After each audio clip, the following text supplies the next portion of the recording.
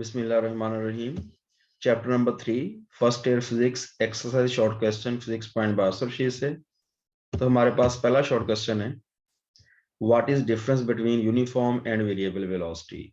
Uniform velocity में क्या होगा, if a body moves equal displacements in equal interval of time in a particular direction, it is said to be move with the uniform velocity.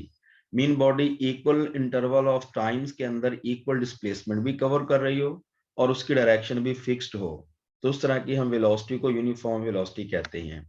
तो अगर हमारे पास variable velocity में इस point की हम नेगेशन कर देते हैं, if a body covers unequal displacement और ट्रैवर्सेस भी वर्ड यूज किया है मैंने यहाँ पे, in equal interval of time और when its direction of motion is changes, या तो बॉडी की मैग्नीट्यूड ऑफ वेलोसिटी चेंज होना शुरू हो जाती है जिसको हम स्पीड कहते हैं, या वो अनइक्वल डिस्प्लेसमेंट की बात कर सकते हैं, या उसकी चेंज इन डायरेक्शन की बात कर सकते हैं। इन तीनों केसेस के अंदर हमारे पास वेलोसिटी क्या होती है, वेरिएबल वेलोसिटी कहलाती है। वो डिफरेंस क्या होगा, यूनिफॉर्म वेलोसिटी में इक्वल डिस्प्लेसमेंट कवर होते हैं इक्वल इंटरवल ऑफ टाइम के अंदर, but in variable velocity unequal displacement covered होंगे इक्वल इंटरवल ऑफ टाइम्स के अंदर। टाइम इंटरवल इक्वल ही रहने लेकिन डिस्प्लेसमेंट हमारा अनइक्वल हो जाता है। तो इस तरह के हमारे पास इसको हम मेन डिफरेंस कहते हैं कि टाइम इंटरवल नहीं आपने गौर करना, आपने डिस्प्लेसमेंट को इक्वल गौर करना है। इक्वल डिस्प्लेसमेंट होंगे, इक्वल इंटरवल ऑफ टाइम होंगे, तो वो हमारी वेलोसिटी कांस्टेंट है। अनइक्वल डिस्प्लेसमेंट होगा, इक्वल इंटरवल ऑफ टाइम होगा, तो वो हमारी वेरिएबल है। आगे स्टूडेंट एक्सेलरेशन डिफाइन करना है। The time rate of change of velocity is called acceleration. Velocity में चेंज हो विद रिस्पेक्ट टू टाइम तो उसको आपने एक्सेलरेशन कहते हैं। एक्सेलरेशन इस तरह हम डिफाइन करते हैं, उर्दू में इसको इसरा कहते हैं। और इसके बाद वर्ड मैंने यूज किया इसी की सेकंड फॉर्म के अंदर, the change in velocity can occur. How can velocity changes, change in speed mean speed change होनी चाहिए, या डायरेक्शन चेंज होनी चाहिए, या दोनों चीजें चेंज होनी चाहिए। स्पीड चेंज हो, डायरेक्शन चेंज हो, या दोनों चीजें चेंज हो, तो वो हमारे पास क्या होगी, वेरिएबल वेलोसिटी। अगर एक्सेलरेशन का यूनिट देखा जाए सही तो मीटर पर सेकंड स्क्वायर होगा, अगर वेलोसिटी का देखा जाए तो वो मीटर पर सेकंड की फॉर्म में लेना है आपने। नेक्स्ट स्टूडेंट शॉर्ट क्वेश्चन है, an object is thrown vertically upward, discuss the sign of acceleration due to gravity relative to velocity while the object is in air। Complete describe करना पड़ेगा हमें इसको। the sign of acceleration due to gravity relative to velocity is negative in initially case, जैसा कि मैंने इस wording में लिखा है, during upward motion the object will move in opposite direction to gravitational force।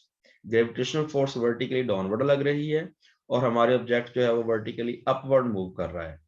this results in decrease of velocity and hence acceleration या gravitational acceleration related to velocity we will be taken as negative. या student मैं simple आपको book की line बता देता हूँ, 3.4 paragraph में third paragraph पे जाएंगे इस पेज के ऊपर आप, तो उसमें लिखा हुआ है initial direction of velocity always taken as positive, negative sign assign to those quantities whose direction is against the initial direction of velocity. अगर बॉडी अपवर्ड थ्रो की हुई है, वेलोसिटी की डायरेक्शन अपवर्ड है, acceleration due to gravity downward है, लिहाजा gravity की acceleration की जो डायरेक्शन होगी वो इनिशियल वेलोसिटी की डायरेक्शन के अपोजिट होगी, तो उसको आपने नेगेटिव कंसीडर कर लेना है। सिमिलरली अगर हाईएस्ट पॉइंट पर जाएगा वेलोसिटी जीरो, फिर बॉडी किधर आना शुरू हो जाएगी, डाउनवर्ड। बॉडी की वेलोसिटी भी डाउनवर्ड होगी, एक्सेलरेशन ड्यू टू ग्रेविटी भी डाउनवर्ड हो गया। इस केस में आपने रिलेटेड टू वेलोसिटी जी को पॉजिटिव कंसीडर करना है। Next short question student 3.23 sorry, Can the velocity of an object reverse its direction when acceleration is constant? Explain। अगर है तो ऐसा एक एग्जांपल भी देनी है। Yes, velocity can reverse its direction with constant acceleration। इसको एक्सप्लेन भी करना है आपने। When an object is thrown vertically upward, its velocity will be inward direction, will be in upward direction, sorry, कि जैसे बॉडी को ऊपर थ्रो करेंगे तो डायरेक्शन ऑफ वेलोसिटी आपकी अपवर्ड होगी, which will decreases to zero because the object is moving in opposite direction to the gravitational force। जैसे gravitational force उसको पुल कर रही है, हमने उसको इनिशियल पुश दिया था अपवर्ड, तो जैसे वो अपवर्ड मूव करेगी उस पर ग्रेविटी एक्ट करती रहेगी, तो ग्रेविटी की वजह से उसकी वेलोसिटी डिक्रीज होती रहती है और एक ऐसा पॉइंट आता है जहां पे उसकी वेलोसिटी जीरो हो जाती है, जब वो मैक्सिमम हाइट पर पहुंच जाती है। उसके बाद after that object will move vertically downward, जैसा कि आप जानते हैं आप टेनिस बॉल को थ्रो करते हैं एयर के अंदर, वो हाईएस्ट पॉइंट पर जाती है, उसके बाद टेनिस बॉल जमीन की तरफ आना शुरू हो जाती है। वही स्टूडेंट कॉन्सेप्ट मैंने इधर दिया हुआ आपको। जैसे ही वो हाईएस्ट पॉइंट पर पहुंचेगी उसके बाद वेलोसिटी अपनी डायरेक्शन रिवर्स कर लेगी, मतलब इनिशियल डायरेक्शन अपवर्ड था, रिवर्स होकर डायरेक्शन उसकी डाउनवर्ड, इसलिए रिवर्स का वर्ड मैंने यूज किया है। लेकिन इन सारे प्रोसेस के दौरान magnitude of acceleration due to gravity वो हमारा क्या रहेगा, कांस्टेंट, जिसकी वैल्यू 9.8 मीटर पर सेकंड स्क्वायर आप कंसीडर करते हैं। तो जी हम कंसीडर करेंगे 9.8 मीटर पर सेकंड स्क्वायर, जबकि ऑब्जेक्ट हमारा एयर के अंदर मौजूद होगा। नेक्स्ट हमारे पास स्टूडेंट है 3.4, specify the correct statement. An object can have a constant velocity even its speed is changes. It is impossible. When speed is changes, then velocity also changes. Incorrect statement पहला false है। An object can have a constant speed even its velocity is changes. Definitely ऐसा होगा। When object is moving along the circular path with constant speed, its velocity changes due to change in direction. आपको पता है circle में move करते हुए body के ऊपर वेलोसिटी की डायरेक्शन हमेशा टेंजेंट टू द सर्कल होती है और पॉइंट पर डायरेक्शन चेंज होती है। इस चेंज इन डायरेक्शन को कहते हैं चेंज इन वेलोसिटी। हम थर्ड पॉइंट है object can have zero velocity even its acceleration is not zero. Yes, it is also possible. When brakes are applied on a moving car, it slow down and comes to at rest due to negative acceleration in the opposite direction to initial velocity. Thus, last moment velocity is zero, but acceleration is not zero. Fourth case statement है an object subjected to constant acceleration can reverse its velocity. Yes, it is also possible. इसको आपने भी 3.3 में discuss किया था, वही सारे का सारा आपने क्वेश्चन इसमें रिपीट कर देना है। तो 3.3 ही यहाँ पे दोबारा रिपीट करेंगे। ऑब्जेक्ट अब थ्रो करेंगे वर्टिकली अपवर्ड, वेलोसिटी उसकी अपवर्ड डायरेक्शन में होगी, उसके एक्सेलरेशन डिक्रीज होते होते हाईएस्ट पॉइंट, सॉरी उसकी वेलोसिटी डिक्रीज होते होते हाईएस्ट पॉइंट पर जीरो हो जाएगी, और उसके बाद जब हाईएस्ट पॉइंट पर पहुंचेगी तो वहां से वेलोसिटी डाउनवर्ड आना शुरू होगी, मीन वेलोसिटी की डायरेक्शन रिवर्स हो गई है। पहले अपवर्ड था, अब डायरेक्शन ऑफ वेलोसिटी डाउनवर्ड है, लेकिन एक्सेलरेशन ड्यू टू ग्रेविटी हमारा कांस्टेंट रहता है। नेक्स्ट वन 3.5 है a man standing on the top of a tower falls a ball straight up with initial velocity vi and the same time throws the second ball straight downward with the same speed. Mean दो ball आपने पकड़ी हुई हैं, एक बंदा जो है ball को अपवर्ड थ्रो कर देता है से दैट 40 मीटर पर सेकंड से, दूसरी बॉल वो 40 मीटर पर सेकंड से डाउनवर्ड थ्रो कर देता है। will ball will have larger speed when it strike the ground, ignore air friction. अगर एयर फ्रिक्शन को आप इग्नोर कर देते हैं तो कौन सी बॉल जो है वो जमीन के साथ स्ट्राइक करते वक्त ज्यादा वेलोसिटी रखती है।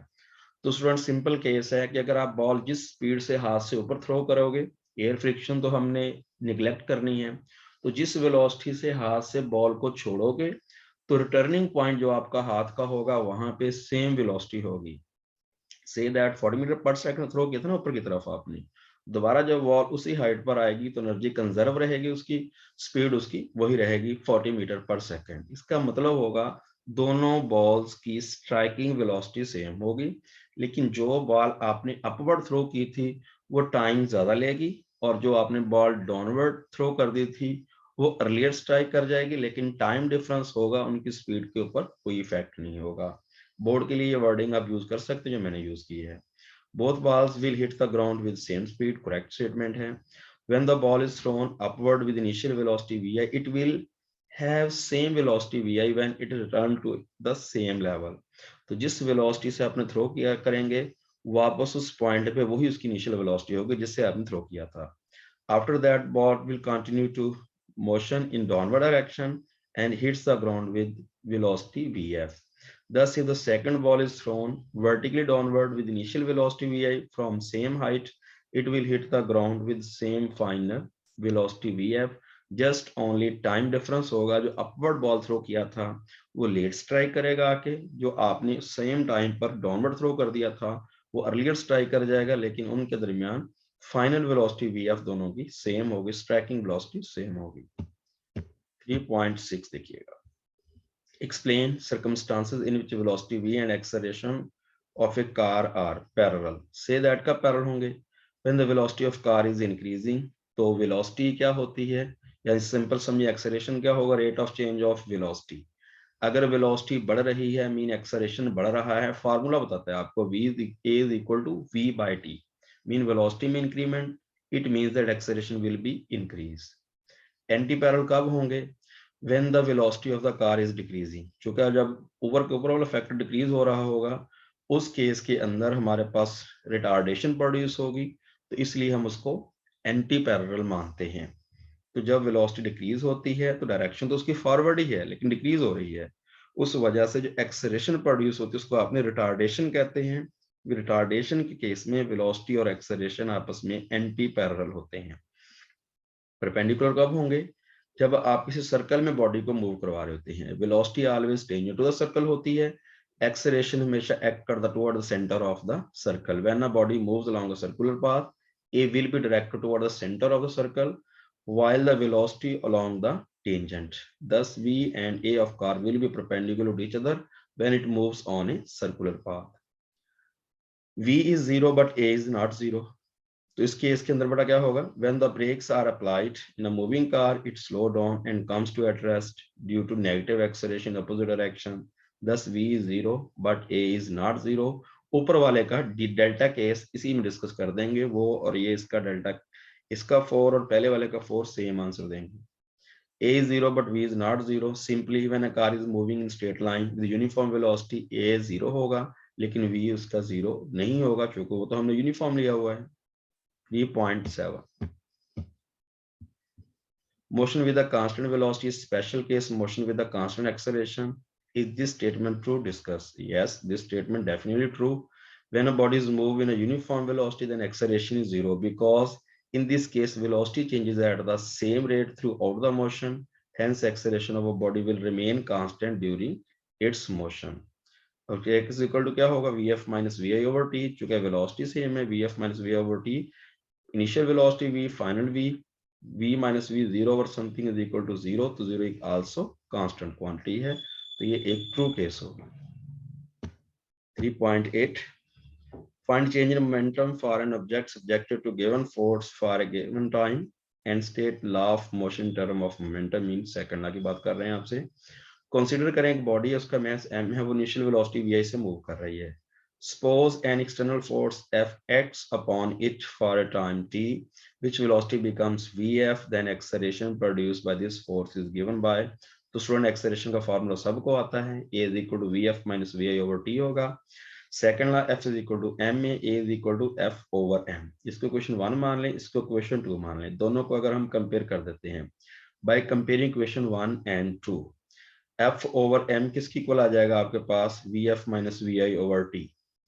अब हमारे पास क्या होगा इन दोनों के अंदर? अगर हमारे पास ये मैथ इधर डिवाइड हो रहा था इस इक्वेशन का, ये नीचे जो ये वाला मैथ आपके पास, ये मैथ जो यहाँ पे डिवाइड हो रहा था, इस f के नीचे वाले मैथ को मैंने इस ऊपर वाले दोनों फैक्टर से मल्टीप्लाई कर दिया, mvf minus mvi over t।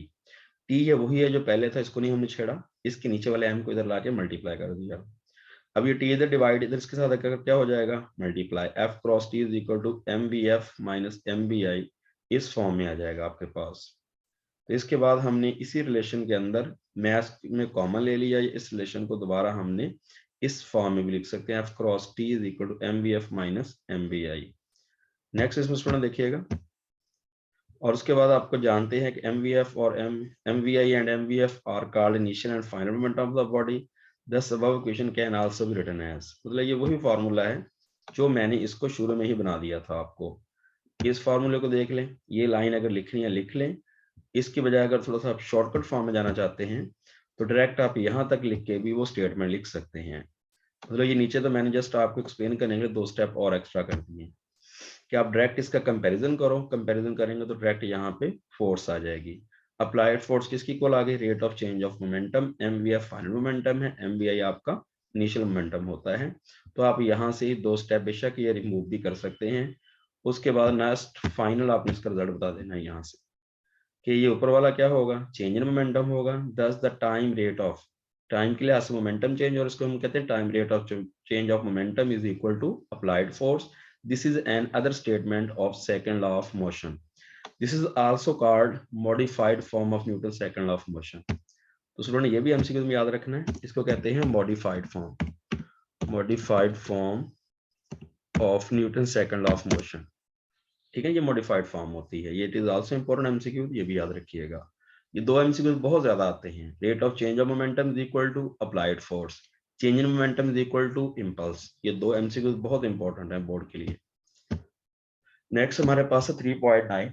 3.9 में स्टूडेंट हमारे पास क्या है, इसके अंदर देखिएगा जरा कि define impulse and show how it is related to linear momentum, जिसकी मैं बात कर रहा था। Rate of change of momentum हो तो applied force, change in momentum हो तो इम्पल्स। हम यहाँ साबित करेंगे इस चीज को। तो स्टूडेंट इसके अंदर देखिएगा जरा, आपके पास when very large forces act for very short interval time t, then the product of force and time interval is called impulse। तो ये हमारी impulse की डेफिनेशन क्या है कि अगर बहुत ज्यादा फोर्स लग रही है बहुत शॉर्ट टाइम के लिए तो impulse प्रोड्यूस से दैट। अगर आपको कोई बैट्समैन है, कोई बॉलर आपको बॉल करता है, आप उसको स्ट्रोक खेलते हैं, जो बैट और बॉल का इम्पैक्ट टाइम है that would be called the impulse. आप ह्यूज फोर्स लगा रहे होते हैं बहुत शॉर्ट टाइम के लिए, तो इसको हम इम्पल्स के मीनिंग में लेते हैं। इम्पल्स एक वेक्टर क्वांटिटी होती है, इसका यूनिट हमारा न्यूटन सेकंड होगा। उसको मैथमेटिकली कैसे लिखना है, I is equal to F cross delta T लिख लेंगे, टी भी लिख सकते हैं आप। आई हमारा इम्पल्स को डिनोट करता है, फोर्स एफ के लिहाज से है। अब हमने देखना relation between impulse and momentum. ये एक नंबर का यहाँ तक था और एक नंबर के नीचे आपने फिर शॉर्ट लिखना बोर्ड के अंदर। According to Newton second of motion the rate of change of linear momentum is equal to applied force. ये स्टूडेंट अभी हम पीछे डिफाइन करके आए हैं, जो इसके बाद 3.8 हमने किया शॉर्ट क्वेश्चन, उसमें डेफिनेशन आपने पढ़ी थी। Rate of change of momentum is equal to applied force, ये न्यूटन की मॉडिफाइड फॉर्म मैंने बताई थी। और इसके ऊपर वाले को mvf माइनस mvi को आप delta p over delta t की फॉर्म में लिख देंगे। ये डेल्टा t जो हमारे पास ऊपर वाला फैक्टर, उसकी जगह पर डेल्टा p, ये डेल्टा t वैसे का वैसे आ गया। अब उसके बाद mvf माइनस mvi को हमने delta p mean change in momentum ले लिया था। f cross t is equal to क्या आ जाएगा, delta p। f cross t आपका यहाँ पे आ जाएगा, इसकी जगह पे जो t था ना, ये वाला डिवाइड, इधर आके t मैंने मल्टीप्लाई कर दिया, यहाँ से क्या बचेगा आपके पास, t बच जाएगा। इम्पल्स का फार्मूला क्या होगा, F I is equal to F cross delta T. It mean अगर आप इक्वेशन 1 को कंसीडर कर रहे हैं इस वाली को, तो आई इज इक्वल टू क्या आ जाएगा, डेल्टा पी के। यही इक्वेशन आपने प्रूव करनी थी। नेक्स्ट स्टूडेंट क्या होगा कि इम्पल्स हमारा किसकी इक्वल आ गया, चेंज इन मोमेंटम। तो दोबारा देख लीजिएगा कि न्यूटन सेकंड लॉ को आपने मॉडिफाइड फॉर्म ली, F is equal to M V F minus M V I over T. ऊपर वाले को हमने कहना है चेंज इन मोमेंटम, नीचे वाला डेल्टा टी सेम लिखा मैंने। अब उसके बाद बच्चों ये वाला M V F minus M V I को आपने डेल्टा पी यहाँ पे लिया था, इसलिए हमने इसको राइट डाउन कर लिया।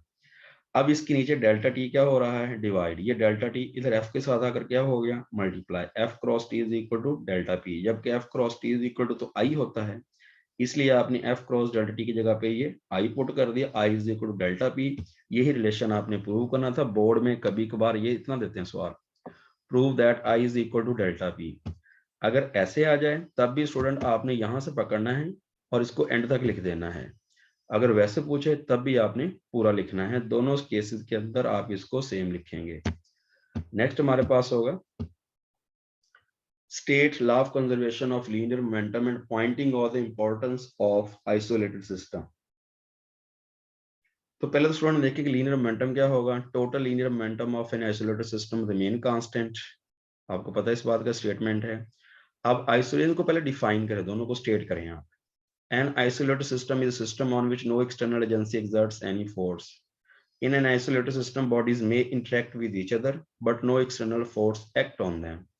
Isolated system के अंदर जैसा कि आप गैस मालिक्यूल किसी एक वेसल में इनक्लोज कर दें, उसका टेम्परेचर कांस्टेंट कर देंगे, तो वो आपका एक आइसोलेटेड सिस्टम बनेगा। लेकिन आगे वाला इसका बी पोर्शन देखिएगा आप, ये तो सिंपल बुक की लाइनें थी आपको जो मैंने लिख दी है यहाँ पे, ये मेन इसका क्वेश्चन यहाँ से शुरू हो रहा है। Under certain conditions, the law is useful even the system is not completely isolated. इसकी स्टूडेंट हम एवरीडे लाइफ के अंदर देखें, effect of frictional force and gravitational force is negligible. Frictional force हमेशा निग्लिजिबल नहीं होती, लेकिन टिपिकल केसेस में निग्लिजिबल हम मान लेते हैं हम। ग्रेविटेशनल फोर्स हम चलते हैं फिरते हैं, हमें फील भी नहीं होती, तो ग्रेविटेशनल फोर्स तो वैसे निग्लिजिबल हम कंसीडर करते हैं। The law of conservation of momentum can be applied to systems which are not completely isolated. For example, firing of gun. Gun से आप फायर कर रहे हैं, रॉकेट को आप मूव कर रहे हैं, तो हालांकि आइसोलेटेड नहीं होते, लेकिन इनके ऊपर ये सिस्टम हमारा होल्ड होता है। ये इसकी इंपॉर्टेंस आपने इसके अंदर डिस्कस कर लेंगे साहब। एक्सप्लेन करें difference between elastic and inelastic collision. Explain करेंगे would a bouncing ball behave in each cases. तो इसके अंदर देखें, पहले हम इलास्टिक कोलिजन लेंगे या collision which kinetic energy system is conserved is called elastic collision. For example, ये आइडियल केस में इलास्टिक कोलिजन, स्टूडेंट ये भी याद रखिएगा, इलास्टिक कोलिजन हमेशा आइडियल केस में लेना है।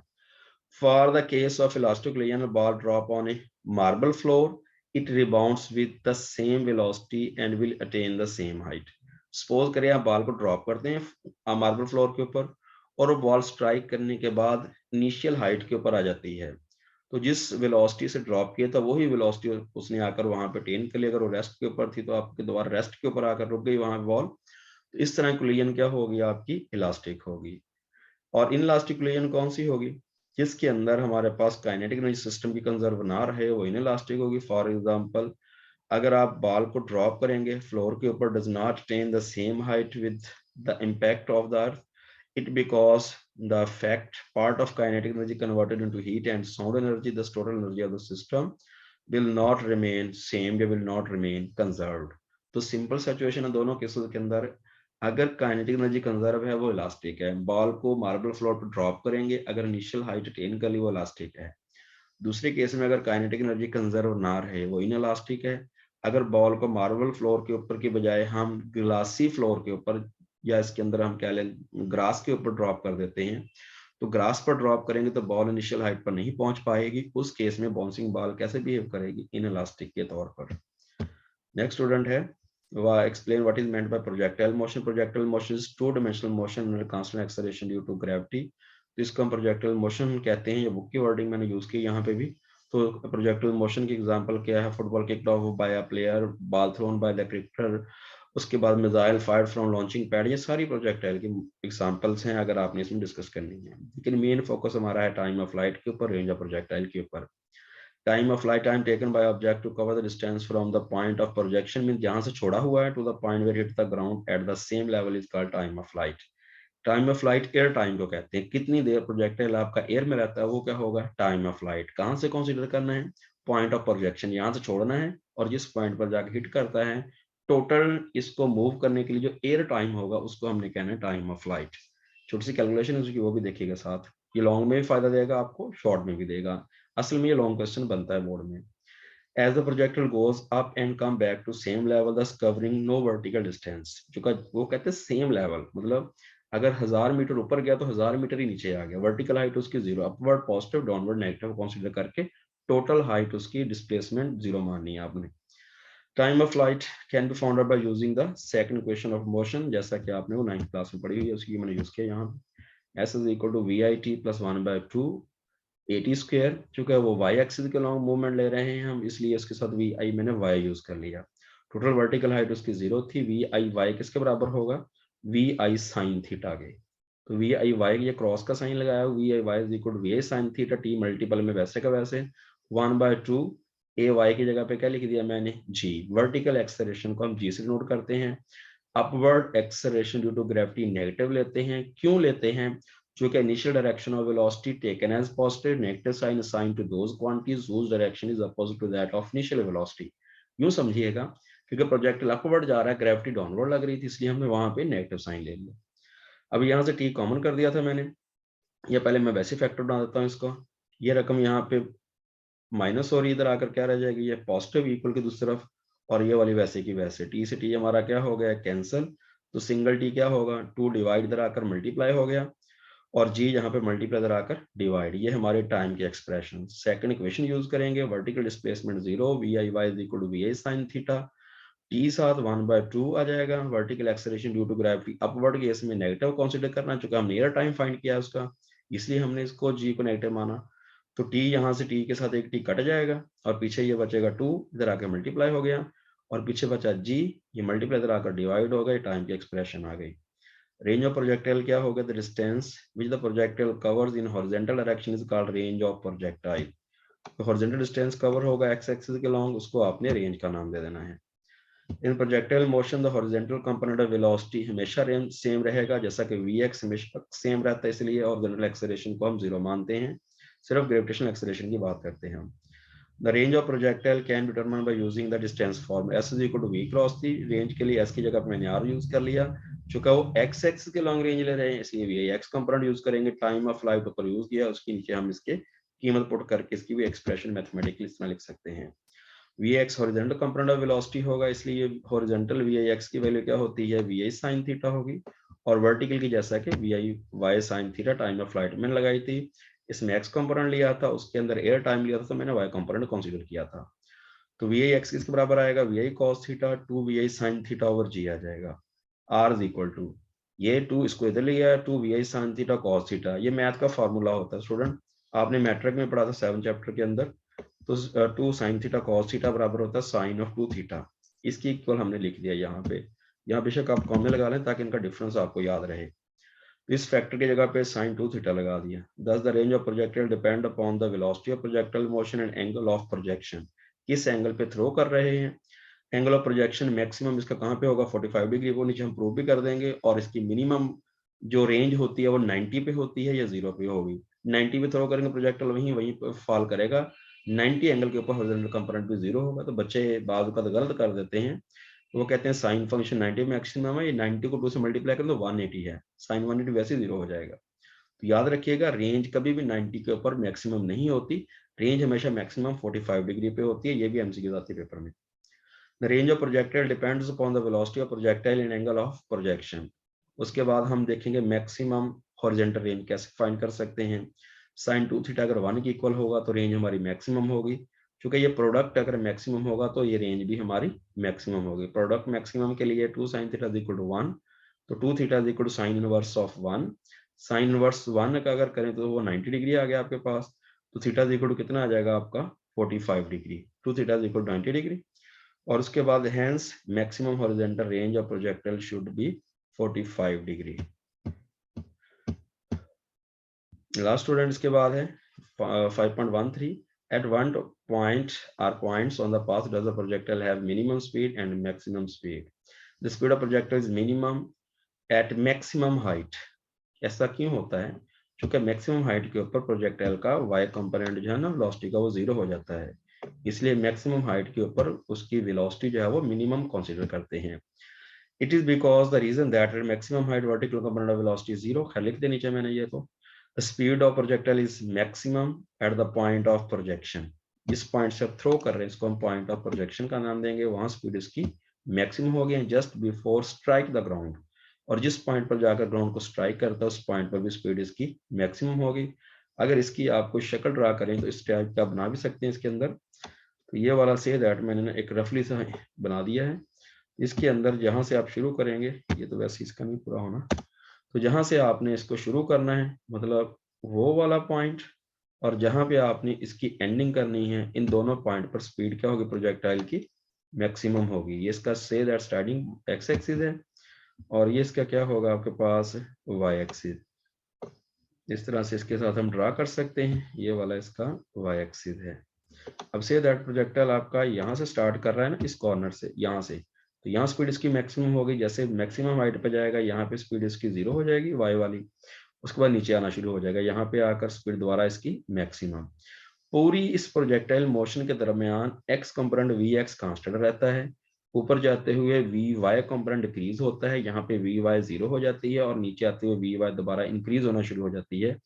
तो लिहाजा यहाँ पे वी वाई कंपोनेंट इसका 0 होता है, इसलिए हम कहते हैं यहाँ पे वेलोसिटी इसकी मिनिमम है due to vertical component velocity यहाँ पे 0 हो जाता है। स्टूडेंट अल्लाह हाफिज। ये थी डिस्कशन चैप्टर नंबर 3 की। Please share, like and subscribe my channel. शुक्रिया।